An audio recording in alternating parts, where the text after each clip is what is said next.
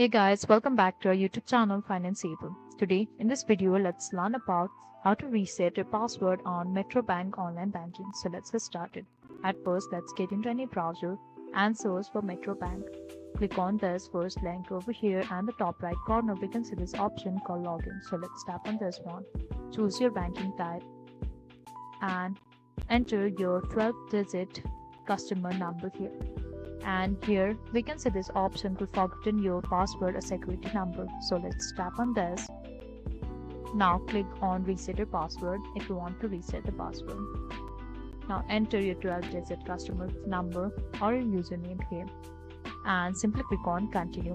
After which we get a code in our email address or phone number, and after that we can finally reset our password on Metro Bank online banking. So that is all. I hope you liked the video. Please do like and subscribe. Thanks for watching.